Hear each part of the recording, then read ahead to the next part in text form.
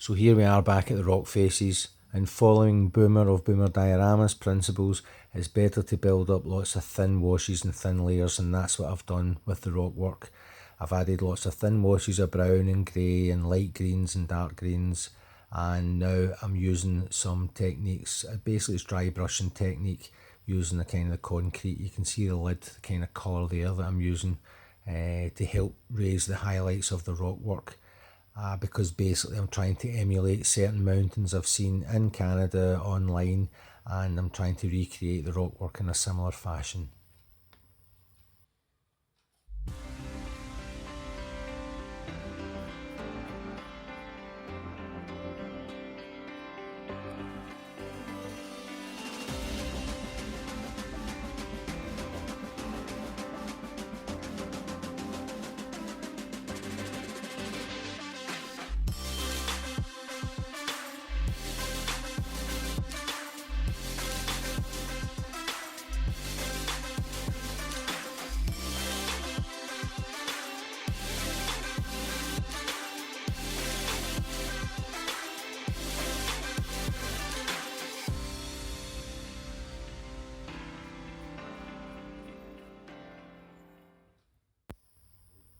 So here we see the rock work. It's kind of a weird light on it because the sun's out, but there was cloud cover, so it doesn't quite highlight it as good as you can see it with the naked eye, but hopefully this gives you an idea of the dry brushing technique over the rock faces in order to kind of help make those cracks and crevices pop, with the darker tones helping to give depth of tone. So you can see here how the rock work, I think, is starting to emulate similar to the photographs. It's nice to have something to work off of, but as long as you get close to it, then that's something that you strive to aim to get accurate and realistic. I've still got a ways to go on it, but I'm certainly enjoying it. And while we're on about rock work, the tunnel needed repainting, so I repainted the concrete tunnel mouth in grey. I think you'll agree, it looks bob on now.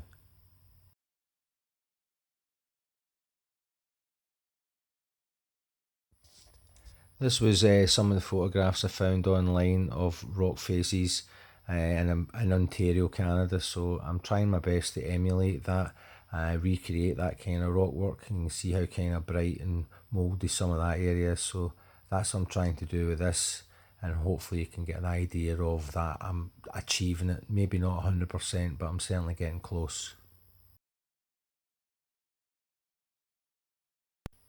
So it's now time to add the scenic elements. After introducing some rust washes over the green, I want to add some dirt and the foliage to it now.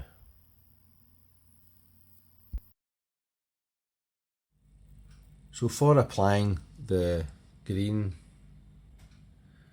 fine blend foliage material to the rock face, I use PVA straight on a brush, and then I just dab it on the areas, blob blob blob. Then I use this, which is watered down PVA, so this bottle was maybe about there with PVA, filled it up with water and a little bit of dish soap, and that's what I use to drip on it, but I also spray some isopropyl alcohol on it first before I put the watery glue on, and that's my little stash of green that I've got. So here we have the rock work prior to getting the green done, and now I'll add some green. It makes some difference, I must admit, and I'm quite pleased with these. I know it's not exactly up to certain folks' standards as far as modelling rock work and modelling goes in general, but being that this is the first time I've modelled a mountain in any way, shape or form, you don't realise the amount of time and effort you'd actually have to put into it to execute it, maybe even 80 to 90% close. I think this is about 60 to 70% close, but once the foliage and etc is on, hopefully I can pull it up to about 80% then. It's not the best in the world, but I've dropped in photographs to show you exactly why I've done it this way, because there's mountains in Canada that I'm working from photographs to try and recreate a similar effect on this. So we'll see how we go. We'll carry on adding green. I have an idea of how I wanted it to look, but going from the idea in my head to creating it in reality is two different things. You've got to kind of accept that sometimes your skill level is limited, inexperienced and not quite up to scratch that your brain thinks it is. But thoroughly enjoying it, we're getting there. Let's crack on with some of the green foliage.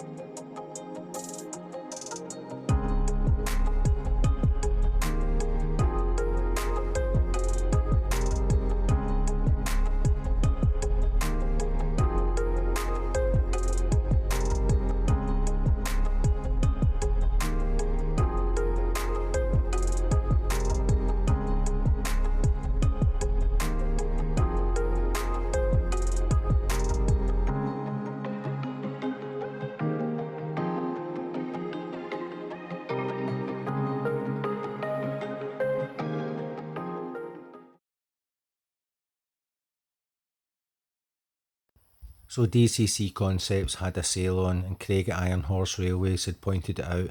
I went online, found this HO scale with a 260 locomotive for under 100 quid, absolute bargain. So my kids are getting me for my Christmas and I'll see it in December.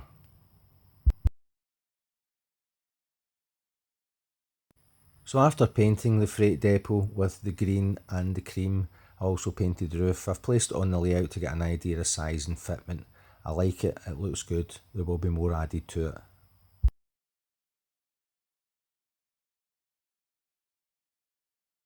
So while waiting for the glue to dry on my mountain backdrop scene for Angels Ridge, I've went round and gave it a clean. I went and hoovered it all. Now I'm going to clean the track and we're going to set up a little running session so where when the mountains are dry I can put the mountain bike scene in. Still more to do on it, but it's at a stage now where I think I want to start working on the front of the layout and start working on this area here as we bring the scene forward. And yeah, let's go on, clean the track and get trains running. So first up for the running session will be my Bachmann 060 with slope tender steam locomotive and these three new Bachmann old time coach combine and baggage car that I just received. These were brand new, took a couple of weeks to get them, but they were basically the cheapest I found anywhere. Like 22 quid,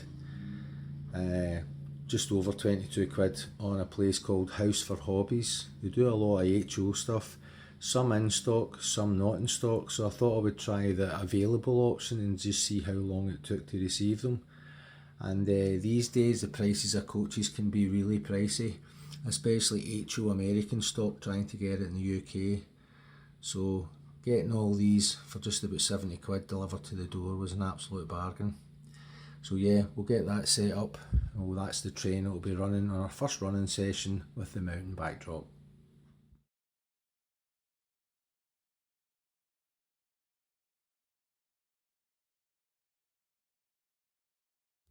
So here is the mountain backdrop painted with dirt, grass, some scenic details on it. Yeah, there's a horrendous gap there, I do see that. I have an idea of filling that in. So work along and look at the mountain rock face. I'm very happy with it. Starting to get the tones in it that I was hoping for. And the rock work is looking the way I was hoping it would. Got another gap there. So we'll see if we can maybe move this back a little bit, but yeah. As you see, it's all coming together. I'm going to step back and look at it. We get an idea of how the mountain backdrop works. Now here in the front we can see the 3 coaches, and this platform will be a form of halt somewhere for this train to stop, the passenger train to pick up and drop off people at this particular area. I felt it was pertinent to have something like that on the layout, because rather than just particularly freight coming in and out, we've also got to look at passengers. So I will look at another passenger platform and some form of small station house just to put there, but that's once we get to the front of the layout. It's the general idea of what I'm looking at, and we'll get the steam locomotive from the engine siding, bring it through all the points, bring it out, put it on the front of the train, and we'll take it for a spin. On the side note, many or maybe not, some of you might have thought of this little space here. That's going to be a cave entrance. I'm figuring it's a kind of excluded cave entrance that not many people know about, and they access it from up here. And they get down here, there will be bushes and shrubs, and then the cave basically leads them to this cave, where I will set up a campfire of some form, a scene, and again there'll be bushes and shrubs and whatnot in there. So the general idea is to kind of tie that hole there into the cave here.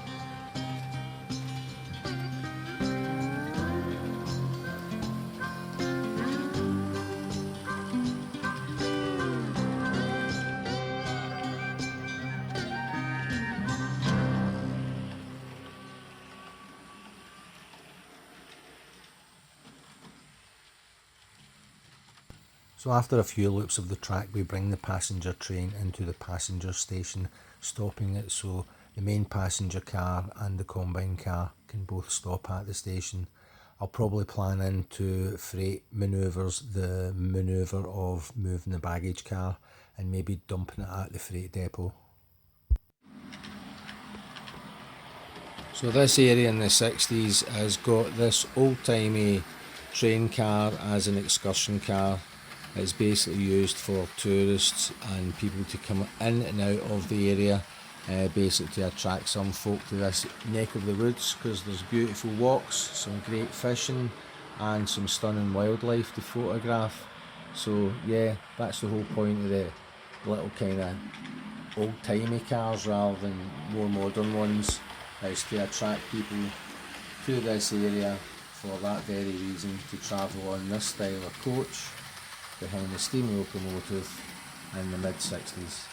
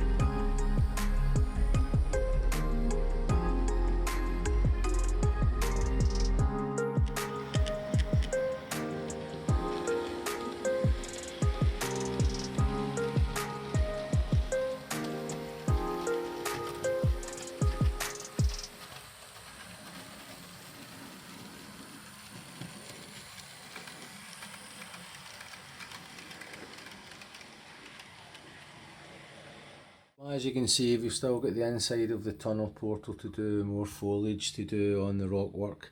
I appreciate you sticking through all the videos with rock work. I didn't realise it would take as long. I thought we'd have them all done by now, but I'm trying to pay a close attention to detail on them. Still got some gloss varnish to put in to suggest wet areas and streaks of water running down, as well as foliage and bushes and trees and animals and creatures. So there's still so much to do on the backdrop, but I'm quite happy with where it's at just now. I've just got some ideas to help fill in the gaps between the pieces so it doesn't look as obvious. And then we've got these kits to finish off: the storage shed, the freight depot, which is coming together, and obviously we've got some buildings and structures to put into the small town here.